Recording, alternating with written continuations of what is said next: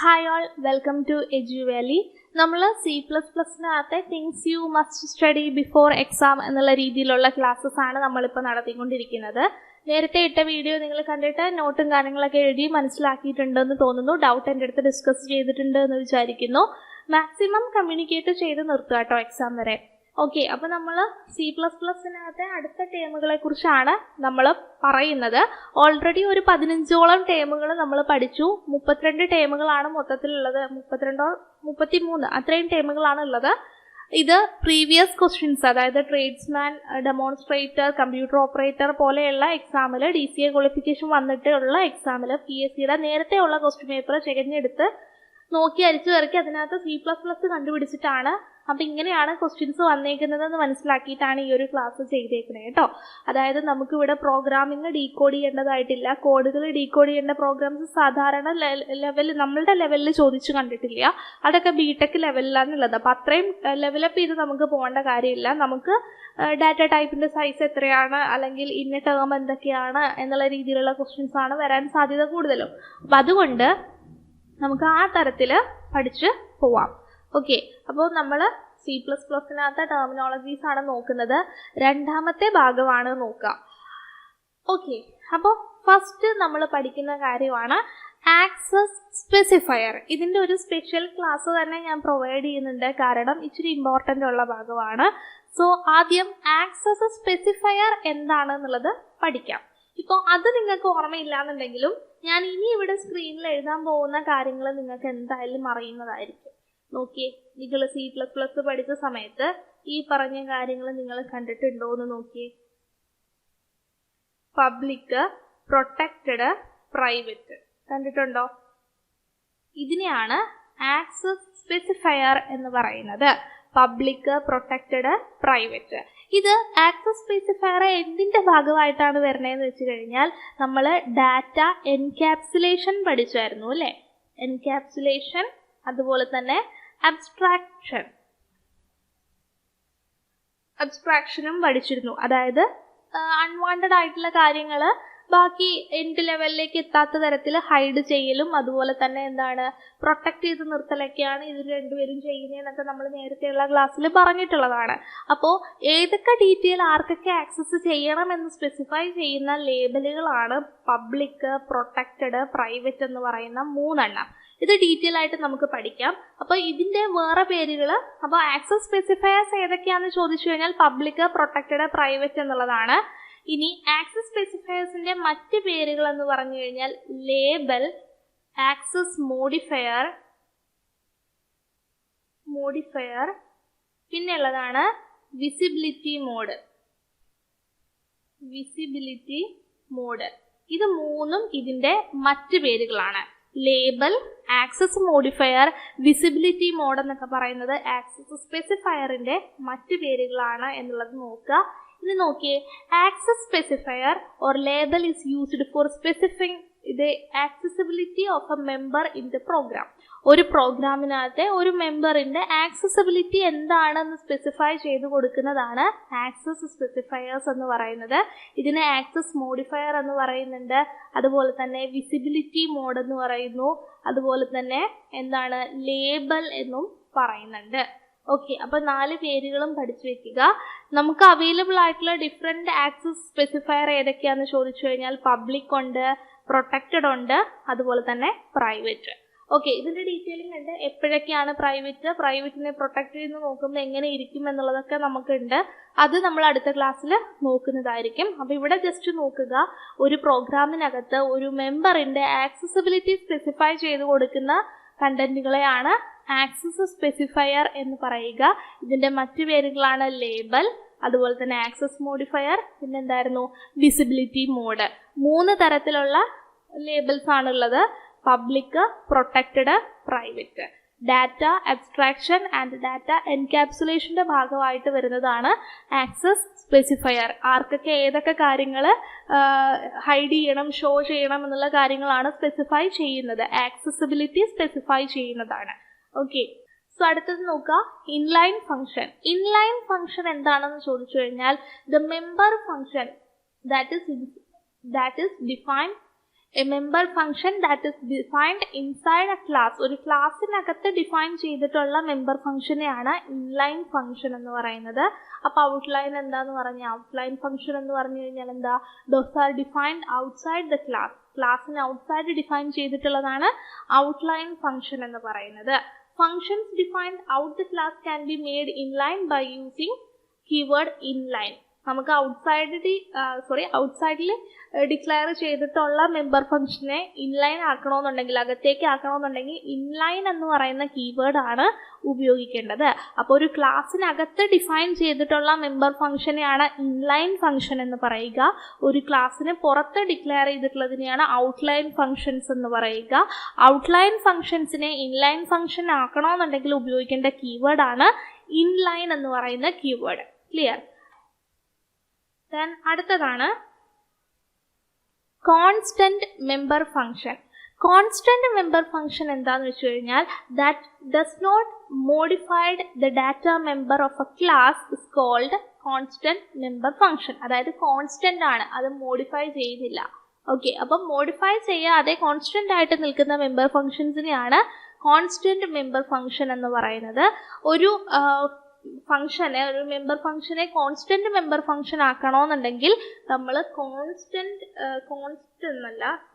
ആണ് കേട്ടോ, കോൺസ്റ്റ് എന്ന് പറയുന്ന കീവേഡ് ആണ് ഉപയോഗിക്കേണ്ടത്.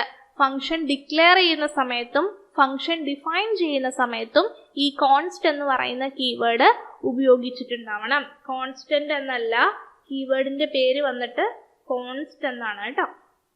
സോ മോഡിഫൈ ചെയ്യാതെ കോൺസ്റ്റന്റ് ആയിട്ട് നിൽക്കുന്ന മെമ്പർ ഫംഗ്ഷൻസിനെയാണ് കോൺസ്റ്റന്റ് മെമ്പർ ഫംഗ്ഷൻ എന്ന് പറയുക. ഒരു മെമ്പർ ഫംഗ്ഷനെ കോൺസ്റ്റന്റ് ആക്കണമെന്നുണ്ടെങ്കിൽ കോൺസ്റ്റ് എന്ന് പറയുന്ന കീവേഡ് ആണ് ഉപയോഗിക്കേണ്ടത്. നമ്മൾ ആ ഒരു ഫംഗ്ഷനെ ഡിഫൈൻ ചെയ്യുന്ന സമയത്തും ഡിക്ലെയർ ചെയ്യുന്ന സമയത്തും ഡിഫൈൻ ചെയ്യുന്ന സമയത്തും എന്ത് ചെയ്തിട്ടുണ്ടാവണം, കോൺസ്റ്റ് എന്ന് പറയുന്ന കീവേഡ് ഉപയോഗിച്ചിട്ടുണ്ടാവണം.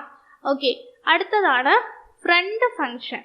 അതായത് ഫ്രണ്ട് ഫംഗ്ഷൻ എന്ന് പറയുമ്പം അതായത് അയാൾ എന്താണ്, ഒരു ക്ലാസ്സിനകത്തെ ഫംഗ്ഷൻ അല്ല.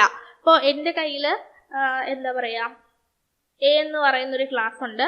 എ എന്ന് പറയുന്ന ക്ലാസ്സിനകത്ത് എന്താണ് PQRS എന്നിങ്ങനെ ഡിഫറെന്റ് മെമ്പർ ഫംഗ്ഷൻസ് ഉണ്ട് എന്ന് വിചാരിക്കും. അപ്പം അത് ക്ലാസ്സിലെ അംഗങ്ങളാണ്. ഫ്രണ്ട് ക്ലാസ് എന്ന് പറയുന്നത് ഇതിനകത്ത് പുറത്ത് നിൽക്കുന്ന ഒരാളാണെന്ന് വെക്കുക, എം എന്ന് പറയുന്ന ഒരാളാണ്. പക്ഷേ എന്താ കാര്യം എന്ന് വെച്ച് കഴിഞ്ഞാൽ, ഈ എം എന്ന് പറയുന്ന ഇയാൾക്ക് എ എന്ന് പറയുന്ന ക്ലാസ്സിലുള്ള ചില കാര്യങ്ങളൊക്കെ ആക്സസ് ചെയ്യാനായിട്ടുള്ള പെർമിഷൻസ് ഉണ്ടാവും. അപ്പം അത്തരത്തിൽ ഉള്ള ഒരു നോൺ മെമ്പർ ഫംഗ്ഷൻ ആണ്, ഒരു ക്ലാസിന്റെ നോൺ മെമ്പർ ഫംഗ്ഷൻ ആണ്. പക്ഷെ അതിന് ആ ക്ലാസിന്റെ ചില പ്രോപ്പർട്ടീസും കാര്യങ്ങളൊക്കെ ആക്സസ് ചെയ്യാനുള്ള പെർമിഷൻസ് ഉണ്ടാവും. അതാണ് ഫ്രണ്ട് ഫംഗ്ഷൻ എന്നുള്ളത് ഉദ്ദേശിക്കുന്നത്. ഇപ്പം നമ്മൾ പറയില്ലേ, ഫ്രണ്ട്സ് ആർ ലൈക്ക് ഫാമിലി എന്ന് പറയത്തില്ലേ. നമ്മളുടെ ഫാമിലി അല്ലെങ്കിൽ നമുക്ക് ബ്ലഡ് റിലേഷനോ അങ്ങനെയുള്ള ആളല്ല, പക്ഷെ നമ്മൾ അവരിൽ നിന്ന് ഉപദേശങ്ങൾ എടുക്കുക, അല്ലെങ്കിൽ നമ്മൾ എന്തെങ്കിലും കുഴപ്പങ്ങൾ കാണിക്കുന്ന സമയത്ത് നമ്മളെ തിരുത്താനും ഒക്കെയുള്ള ഒരു അധികാരമുള്ള ഒരാളാണ് അല്ലേ ഫ്രണ്ട് ഫംഗ്ഷൻ എന്ന് പറയുന്നത്. നമ്മളുടെ കാര്യത്തിൽ ഒരു ആക്സസ് ഉള്ള ആളാണ് അല്ലേ. അപ്പം അതേ രീതിയിൽ തന്നെ so a friend function is a non member function. ക്ലാസ്സിനകത്തെ ഒരു മെമ്പർ അല്ല, നോൺ മെമ്പർ ഫംഗ്ഷൻ ആണ്. which have a permission to access the private and protected members of a class where it is declared as a friend. അതായത് ഒരു class ഉണ്ട്, ആ ക്ലാസിന്റെ front ആണ് എന്ന് പറഞ്ഞിട്ട് ഡിക്ലെയർ ചെയ്തിട്ടുള്ള ഒരു ക്ലാസ്സിനകത്ത് ആ ക്ലാസ്സിന് എന്ത് ചെയ്യാം, ആ ഒരു ഫംഗ്ഷൻ എന്ത് ചെയ്യാം, ഈ ക്ലാസ്സിലുള്ള പ്രൈവറ്റ് ആൻഡ് പ്രൊട്ടക്റ്റഡ് മെമ്പേഴ്സിനെ ആക്സസ് ചെയ്യാനുള്ള പെർമിഷൻ ഉണ്ടായിരിക്കും.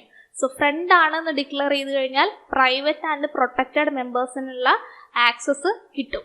ഓക്കെ, അപ്പോൾ അത് ഓർക്കുക.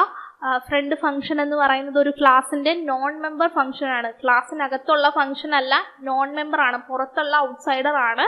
പക്ഷെ ആ ഔട്ട്സൈഡറിന് എന്തുണ്ട്, ഈ ക്ലാസിന്റെ പ്രൈവറ്റ് ആൻഡ് പ്രൊട്ടക്റ്റഡ് കണ്ടന്റുകളെ ആക്സസ് ചെയ്യാനുള്ള പെർമിഷൻ ഉണ്ട്. അത്തരത്തിലുള്ള ഫംഗ്ഷൻസിനെയാണ് ഫ്രണ്ട് ഫംഗ്ഷൻ എന്ന് പറയുക. അപ്പോൾ ഫ്രണ്ട് ക്ലാസ് എന്ന് പറയുന്നത് defined as A function in a class in which all member functions are friend function of another class. അതായത് ഇതേപോലെ തന്നെ ഫ്രണ്ട് ഫംഗ്ഷൻ പഠിച്ച പോലെ തന്നെ ക്ലാസ്സിനെയും ഇതുപോലെ തന്നെ ഫ്രണ്ട് ആക്കി ഡിഫൈൻ ചെയ്യാം. ഫ്രണ്ട് ക്ലാസ് എന്ന് പറഞ്ഞു കഴിഞ്ഞാൽ അവിടെയുള്ള കണ്ടന്റിനെ ആക്സസ് ചെയ്യുന്ന രീതിയിൽ വെക്കുന്നതാണ്. എല്ലാ മെമ്പർ ഫംഗ്ഷൻസും എന്ത് ചെയ്യാൻ പറ്റും, ഫ്രണ്ട് ഫംഗ്ഷൻ ആയിരിക്കും. അപ്പം friend class can be defined as a class in which all member functions are friend function to another class. മറ്റൊരു ക്ലാസ്സിലെ ഫ്രണ്ട് ഫംഗ്ഷൻ ആയിട്ട് ആക്സസ് ചെയ്യാനുള്ള പെർമിഷൻ ഒക്കെയുള്ള ക്ലാസ്സിനെയാണ് ഫ്രണ്ട് ക്ലാസ് എന്നുള്ളതുകൊണ്ട് ഉദ്ദേശിക്കുന്നത്. അടുത്തതാണ് കൺസ്ട്രക്ടർ.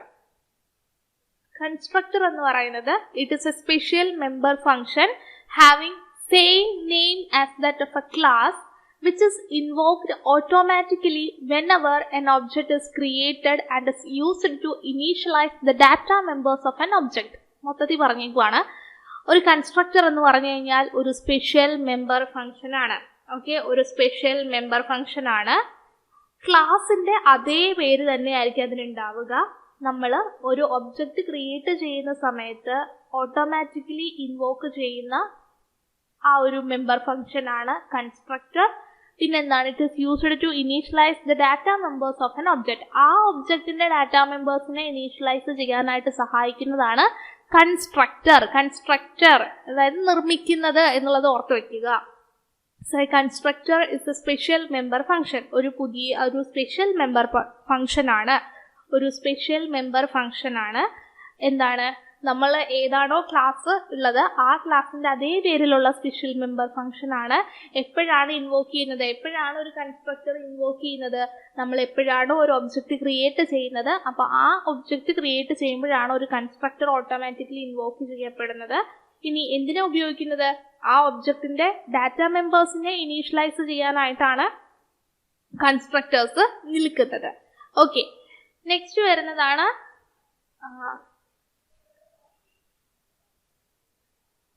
നമുക്ക് 3 തരത്തിലുള്ള കൺസ്ട്രക്ടേഴ്സ് ആണുള്ളത്. ഡീഫോൾട്ടർ അല്ല, default. Okay, default, parameterised, copy. 3 constructors ആണുള്ളത്. ഡീഫോൾട്ട്, പാരാമീറ്ററൈസ്ഡ്, കോപ്പി എന്ന് പറയുന്ന 3 കൺസ്ട്രക്ടേഴ്സ് ആണ് ഉള്ളത്. ഓക്കെ, നെക്സ്റ്റ് വരുന്നതാണ് ഡിസ്ട്രക്ടർ. ഡിസ്ട്രക്ടർ എന്ന് പറയുമ്പോൾ ഡിസ്ട്രോയ് എന്നുള്ളത് ഓർക്കുക. Okay, destroy.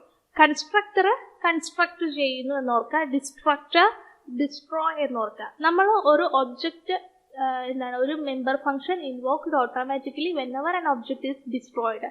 ഒരു ഒബ്ജക്റ്റ് നമ്മൾ ഡിലീറ്റ് ഓർ ഡിസ്ട്രോയ് ചെയ്യുന്ന സമയത്ത് ഓട്ടോമാറ്റിക്കലി ഇൻവോക്ക് ചെയ്യുന്ന ആ ഒരു മെമ്പർ ഫംഗ്ഷൻ ആണ് ഡിസ്ട്രക്ടർ എന്ന് പറയുന്നത്. അതായത് നമ്മൾ പെട്ടെന്ന് ഒരു സംഭവം ഡിലീറ്റ് ചെയ്ത് കഴിഞ്ഞാൽ സ്ഥലം നോക്കുമ്പം ഒരു ടിൽഡ് സിമ്പിളിൽ അതേ പേര് തന്നെ ഉണ്ടാവും. ഈ ഡിസ്ട്രക്ടറിന് same name as that of a class preceded by a tilde symbol. അതായത് ഇപ്പം ഞാൻ എൻ്റെ കയ്യിലൊരു ഫയൽ ഉണ്ട്, ന്യൂ എന്ന് പറയുന്ന ഒരു ഫയൽ ഉണ്ടെന്ന് വെക്കാം. അതെൻ്റെ ഒബ്ജക്റ്റ് ആണ്. ഞാനത് ഡിലീറ്റ് ചെയ്തു. ഡിലീറ്റ് ചെയ്യുന്ന സമയത്ത് എനിക്ക് ഇങ്ങനെ കാണാൻ പറ്റും. ആ സംഭവം ആക്ച്വലി അവിടെ നിന്ന് ഡിലീറ്റ് ആയി പോയി. അപ്പോൾ ഒരു ഒബ്ജക്റ്റ് ഡിലീറ്റ് ആയി പോകുന്ന സമയത്ത്, ഡിസ്ട്രോയിഡ് ആയി പോകുന്ന സമയത്ത് ഓട്ടോമാറ്റിക്കലി ഇൻവോക്ക് ചെയ്യുന്നതാണ് ഡിസ്ട്രക്ടർ എന്ന് പറയുന്നത്. Destructor have a same name as that of a class. ക്ലാസിന്റെ അതേ പേര് തന്നെ ആയിരിക്കും ഉണ്ടാവുക, preceded by a tilde symbol. ഒരു ടിൽഡ് സിമ്പിൾ ഉണ്ടായിരിക്കും. നിങ്ങൾ സാധാരണ രീതിയിൽ നമ്മളുടെ ഫയൽ സേവ് ചെയ്യുമ്പോൾ നോക്കിയാൽ മതി. ഫയൽ സേവ് ചെയ്തില്ല എന്നുണ്ടെങ്കിൽ ഓട്ടോമാറ്റിക്കലി അവിടെ ഫയലിൽ നമ്മൾ കൊടുക്കാൻ ഉദ്ദേശിച്ച അതേ പേരിൽ തന്നെ ഉണ്ടാവും. ഡിസ്ട്രോയ് ആവുന്ന സമയത്ത് അല്ലെങ്കിൽ ഓട്ടോമാറ്റിക് റിക്കവറി ഒക്കെ വരുന്ന സമയത്ത് ഒരു ടിൽഡ് സിമ്പിൾ വരുന്ന കണ്ടിട്ടുണ്ടാവും. അതേപോലെയൊക്കെ ഒന്ന് ഓർത്ത് വെക്കുക. ഓക്കെ, അപ്പൊ ഡിസ്ട്രക്ടറിനും കൺസ്ട്രക്ടറിനും ക്ലാസിന്റെ അതേ പേര് തന്നെയാണ് ഉണ്ടാവുക. കൺസ്ട്രക്ടർ ഒരു ഒബ്ജക്റ്റ് ക്രിയേറ്റ് ചെയ്യുമ്പോഴാണ് ഇൻവോക്ക് ചെയ്യുന്നത്. ഡിസ്ട്രക്ടർ ഒരു ഒബ്ജക്റ്റ് ഡിസ്ട്രോയ് ചെയ്യപ്പെടുമ്പോഴാണ് ഇൻവോക്ക് ചെയ്യുന്നത്. ഡിസ്ട്രക്ടറും കൺസ്ട്രക്ടറും തമ്മിലുള്ള വ്യത്യാസം എന്താണ്? ഒരേ പേരോ ക്ലാസിന്റെ അതേ പേര് തന്നെയാണെന്നുണ്ടെങ്കിലും ഡിസ്ട്രക്ടറിന് എന്തുണ്ട്? ക്ലാസിന്റെ പേരിന് മുമ്പായിട്ട് ഒരു ടിൽഡ് സിമ്പിൾ ഉണ്ട് എന്നുള്ളത് ഓർക്കുക കേട്ടോ. ഓക്കെ, അടുത്തതാണ് പോയിന്റർ. നമ്മൾ സെൽഫ് റെഫറൻഷ്യൽ സ്ട്രക്ചർ പഠിച്ച സമയത്ത് പറഞ്ഞു, ഒരു സ്ട്രക്ചറിനകത്തെ മെമ്പർ വേറൊരു സ്ട്രക്ചറിലേക്കുള്ള പോയിന്റർ ആണെന്നുണ്ടെങ്കിൽ അതിനെയാണ് നമ്മൾ സെൽഫ് റെഫറൻഷ്യൽ സ്ട്രക്ചർ എന്ന് പറയാമെന്ന് പറഞ്ഞിരുന്നു. ആ സമയത്ത് നമ്മൾ പോയിന്റർ എന്താന്നുള്ളത് പഠിക്കുമെന്ന് പറഞ്ഞു. സോ അതാണ് നമ്മൾ ഇവിടെ നോക്കുന്നത്. So it is a variable capable of containing the address of a memory location. Memory ലൊക്കേഷന്റെ അഡ്രസ്സ് കണ്ടെയ്ൻ ചെയ്യുന്ന വേരിയബിളിനെയാണ് നമ്മൾ പോയിന്റർ എന്നുള്ളത് കൊണ്ട് ഉദ്ദേശിക്കുന്നത്. So it is a variable capable of containing the address of a memory location. ഇനി using pointer എന്നാണ്. Using pointer we can okay, Google translator ആണിത്. Pointer we can directly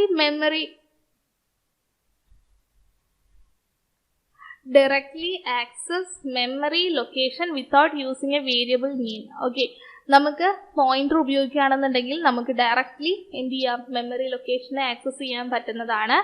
pointer used for dynamic memory location. Dynamic memory അലോക്കേഷന് വേണ്ടിയിട്ടാണ് pointer പ്രധാനമായിട്ടും ഉപയോഗിക്കുന്നത്. So pointer എന്ന് പറയുന്നത് memory location, address of memory location contain ചെയ്തിട്ടുള്ള variable ആണ് പോയിന്റർ. നമ്മൾ ഡൈനാമിക് മെമ്മറി അലോക്കേഷന് വേണ്ടിയിട്ടാണ് പോയിന്റർ ഉപയോഗിക്കുന്നത്. അപ്പോൾ അതെന്താന്ന് പഠിക്കണം. ദിസ് പോയിന്റർ എന്ന് പറയുന്ന ഒരു കാര്യമുണ്ട്. ദിസ് പോയിന്റർ എന്ന് പറയുന്നതിനകത്ത് ദിസ് എന്ന് പറയുന്നത് ഒരു കീവേഡ് ആണ്. It is used four storing the address of A current object. Current ഒബ്ജക്റ്റിന്റെ അഡ്രസ് സ്റ്റോർ ചെയ്യുന്ന കീവേഡ് ആണ് ദിസ്. ദിസ് പോയിന്റർ എന്താണെന്ന് ചോദിക്കും. So this pointer is used for storing the address of a current object. Is used to store the address of a current object എന്നുള്ളത് ഓർത്തിരിക്കുക. That is this pointer. Okay. ഇനി അടുത്തതാണ് static memory allocation. Static memory allocation എന്ന് പറയുകയാണെങ്കിൽ നമ്മൾ ഇവിടെ combination എന്നാണ് എഴുതിയിരിക്കണേ. So memory is allocated during compilation എന്നാണ് കേട്ടോ. കോമ്പിനേഷൻ അല്ല, കമ്പൈലേഷൻ ഓഫ് എ പ്രോഗ്രാം. ഒരു പ്രോഗ്രാം കമ്പൈൽ ചെയ്യുന്ന സമയത്ത് അലോക്കേറ്റ് ചെയ്യപ്പെടുന്ന മെമ്മറിനെയാണ് സ്റ്റാറ്റിക് മെമ്മറി അലോക്കേഷൻ എന്നുള്ളത് കൊണ്ട് ഉദ്ദേശിക്കുന്നത്. സോ നമുക്കിത് ഈ ഒരു മെമ്മറി എത്ര വേണം എന്ന് അറിഞ്ഞിരുന്നെങ്കിൽ മാത്രമേ, അറിയാമെങ്കിൽ മാത്രമേ നമുക്ക് സ്റ്റാറ്റിക് മെമ്മറി അലോക്കേഷൻ ചെയ്യാൻ പറ്റത്തുള്ളൂ. Statically allocated memory will access to till execution of a program is over. നമ്മളുടെ പ്രോഗ്രാം റൺ ചെയ്ത് നമ്മൾ എക്സിറ്റ് ആവുന്നത് വരെ ആ ഒരു സ്റ്റാറ്റിക് മെമ്മറി അലോക്കേഷൻ ഉണ്ടാവത്തുള്ളൂ. അതായത് അറേ ഒക്കെ അതിന് എക്സാമ്പിൾ ആണ്. അറേ നമ്മൾ അത് കഴിഞ്ഞ് പോയി കഴിഞ്ഞാൽ അറേ അത് ക്ലിയർ ആയിക്കോളും ഓട്ടോമാറ്റിക്കലി. അറേ ഓഫ് 10 എന്ന് പറഞ്ഞു കഴിഞ്ഞാൽ 10 സൈസുള്ള നമുക്ക് അറേ ഏത് ഡാറ്റ ടൈപ്പ് ആണോ അതിലൊരു അറേ ക്രിയേറ്റ് ചെയ്യുന്നു. ആ പ്രോഗ്രാം റണ്ണ് കഴിഞ്ഞ് എക്സിക്യൂട്ട് കഴിഞ്ഞ് എക്സിറ്റ് ആയി പോകുന്ന സമയത്ത് അത് ക്ലിയർ ചെയ്യപ്പെടുന്നുണ്ട്. ഓക്കെ, സ്റ്റാറ്റിക് മെമ്മറി ലൊക്കേഷൻ എന്ന് പറഞ്ഞു കഴിഞ്ഞാൽ കമ്പൈലേഷൻ ടൈമിൽ അലോക്കേറ്റ് ചെയ്യുന്ന മെമ്മറിയാണ്. നമുക്ക് ഇതിന്റെ സൈസ് എത്ര വേണമെന്ന് നേരത്തെ അറിഞ്ഞെങ്കിൽ മാത്രമേ നമുക്കിത് ഇത്തരത്തിൽ അലോക്കേറ്റ് ചെയ്യാൻ പറ്റത്തുള്ളൂ. ഇത്തരത്തിൽ സ്റ്റാറ്റിക്കലി അലോക്കേറ്റ് ചെയ്യുന്ന മെമ്മറീസ് ആ ഒരു പ്രോഗ്രാമിന്റെ എക്സിക്യൂഷൻ കഴിയുന്ന സമയത്ത് കട്ടായി പോകുന്നുണ്ടെങ്കിൽ ഡിസ്ട്രോയ് ആയി പോകുന്നുണ്ട് എന്നുള്ളത് ഓർക്കുക. അതാണ് സ്റ്റാറ്റിക് മെമ്മറി അലോക്കേഷൻ. അറേ ഒക്കെ ഡിഫൈൻ ചെയ്യുന്നത് സ്റ്റാറ്റിക്കലി അലോക്കേഷൻ ആണ്. ഇനി ഡൈനാമിക് മെമ്മറി അലോക്കേഷൻ എന്ന് പറയുന്നത് ഓൺ ടൈം ആണ്. എക്സിക്യൂട്ട് ചെയ്തുകൊണ്ടിരിക്കുന്ന സമയത്ത്, അതായത് റണ്ണിങ് ടൈമിലാണ്, അതായത് കറന്റ് നൗ എന്ന് പറയുന്ന സിറ്റുവേഷനിൽ മെമ്മറി അലോക്കേറ്റ് ചെയ്യുന്നതാണ് dynamic memory location. Executing time എന്നുള്ളത് ഓർക്കാം. ഇനി ഇതെവിടെയാണ് ഈ മെമ്മറി ഒക്യുപ്പൈ ചെയ്യണേന്ന് പറഞ്ഞു കഴിഞ്ഞാൽ റാമിനകത്ത് ഹീപ്പ് ഏരിയ എന്ന് പറയുന്ന ഒരു സെപ്പറേറ്റ് റീജിയനിലാണ് ഈ ഡൈനാമിക് മെമ്മറി അലോക്കേഷൻസ് സ്റ്റോർ ചെയ്യപ്പെടുന്നത്. അവിടെയാണ് ഈ ഒരു മെമ്മറി ഒക്യുപ്പൈ ചെയ്യുന്നത്. സോ ആ ഒരു ഓർത്തിരിക്കണം, റാമിനകത്തെ ഹീപ്പ് ഏരിയയിലാണ് ഡൈനാമിക് മെമ്മറി അലോക്കേഷൻ ഉള്ളത് എന്നുള്ളത് പഠിച്ചു വെക്കുക.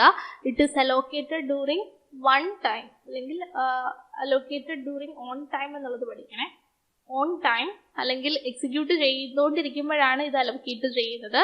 Then allocated memory occupy separate region in RAM. റാമിനകത്ത് ഒരു സെപ്പറേറ്റ് റീജിയനിലാണ് ഇത് ഒക്യുപ്പൈ ചെയ്യുന്നുണ്ടാവുക. ആ റീജിയന്റെ പേരാണ് ഹീപ്പ് ഏരിയ എന്ന് പറയുന്നത്.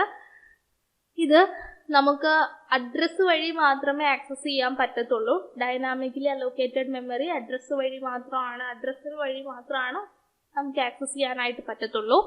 സോ നമുക്കിതിൻ്റെ ട്രാക്ക് വേണമെന്നുണ്ടെങ്കിൽ, ഈ മെമ്മറി അഡ്രസ്സിൻ്റെ ട്രാക്ക് കീപ്പ് ചെയ്യണമെന്നുണ്ടെങ്കിൽ നമുക്ക് പോയിന്റേഴ്സിൻ്റെ ആവശ്യമുണ്ട്. അതുകൊണ്ടാണ് ഞാൻ ആദ്യം പറഞ്ഞത് pointers is used for defining dynamic memory allocation എന്ന് പറഞ്ഞത്. സോ പോയിന്റേഴ്സ് എന്താ ചെയ്യണേ? It keep the track of this address എന്നുള്ളതാണ്. To keep the track of a memory address ആണ് പോയിന്റർ ചെയ്യുന്നത്. അപ്പോൾ ഡൈനാമിക്കലി അലോക്കേറ്റ് ചെയ്യുന്ന മെമ്മറി ഓൺ ടൈം ആണ് ക്രിയേറ്റ് ചെയ്യപ്പെടുന്നത്. റാമിനകത്ത് ഒരു സെപ്പറേറ്റ് റീജിയനിൽ ഹീപ്പ് ഏരിയ എന്ന് പറയുന്ന റീജിയനിലാണ് ഡൈനാമിക്കലി അലോക്കേറ്റഡ് മെമ്മറീസ് ഒക്യുപ്പൈ ചെയ്യുന്നുണ്ടാവുക. നമുക്ക് മെമ്മറി അഡ്രസ് അറിയുമെങ്കിൽ മാത്രമേ ആക്സസ് ചെയ്യാൻ പറ്റത്തുള്ളൂ. പോയിന്റർ ഇതിന്റെ ഒരു ട്രാക്ക് കീപ്പ് ചെയ്യുന്നുണ്ടായിരിക്കും. ഇത്തരത്തിൽ ആക്സസ് ചെയ്യുന്ന ഡൈനാമിക്കലി അലോക്കേറ്റ് ചെയ്യുന്ന മെമ്മറി അഡ്രസ്സിന്റെ ഒരു ട്രാക്ക് കീപ്പ് ചെയ്യുന്നുണ്ടായിരിക്കും പോയിന്റർ. നമുക്ക് ഡൈനാമിക് അലോക്കേഷന് വേണ്ടിയിട്ട് നമ്മൾ ന്യൂ എന്ന് പറയുന്ന